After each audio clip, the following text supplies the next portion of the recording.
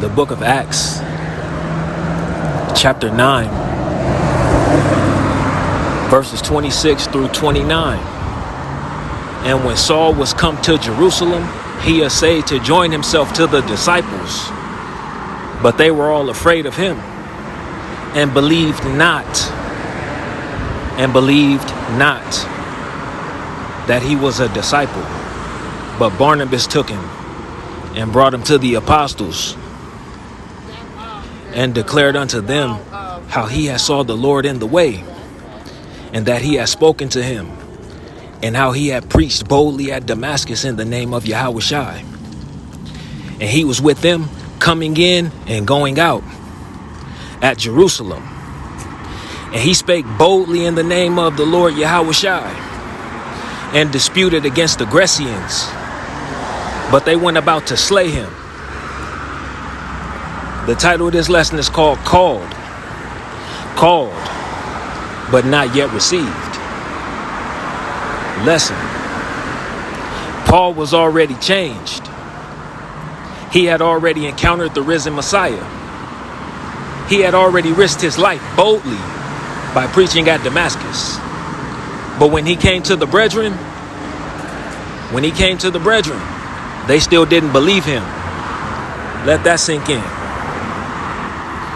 Some of you have already changed, already left behind the old man, already heard the voice of the shepherd calling you forward. But when you show up, the people doubt your discipleship. This one is on the go right here. Salakia, it's on the go. They remember your past. They measure your calling by their comfort. They won't receive what Yahweh Hashem Yahushai has made new, because they still see who you used to be. But take to heart. Even Paul, the apostle to the Gentiles, was first rejected by the very disciples he longed to walk with. This part of the lesson is called spiritual insight. This is the reality of being called but not yet received. Bullet point. You are walking in obedience, yet you are still walking alone. Bullet point. You are on fire,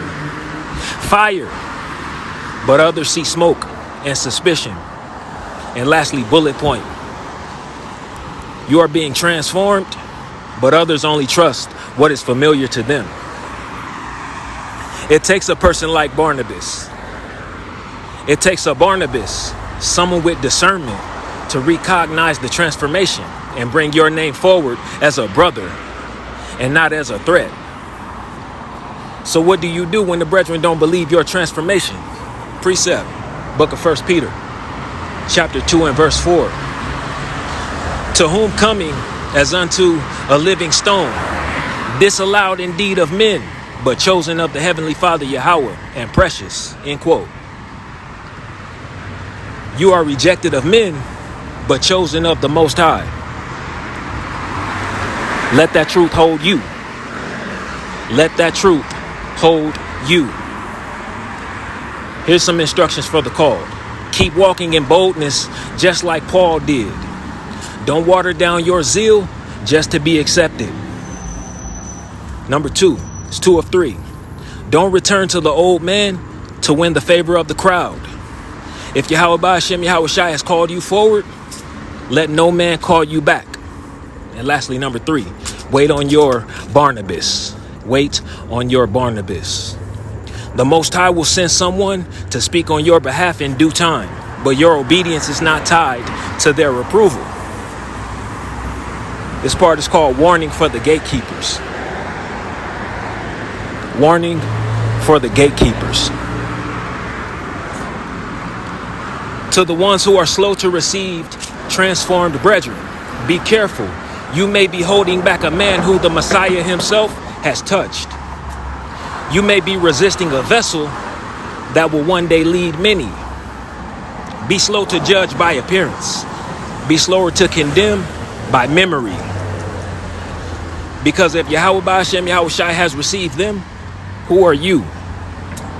Who are you to deny them? Closing exhortation, beloved. Beloved, if you are walking the narrow road, unrecognized, if you are rejected, misunderstood, Doubt it? Just know this. The Most High sees you. Yahweh Shai knows who he called. And he will, in time, vindicate you. Until then, walk like Paul walked. Meaning walk bold, walk humble, walk unshaken by the world. Walk trusting not in men, but in the one who saw you in the way and spoke to you. It's the last precept, the book of Galatians, chapter 1, verses 15 and 16. But when it pleased the Heavenly Father who separated me from my mother's womb and called me by his grace to reveal his son in me, that I might preach him among the heathen, immediately I conferred not with flesh and blood. Closing charge. Don't wait to be received. Don't wait to be received to start walking like you were called.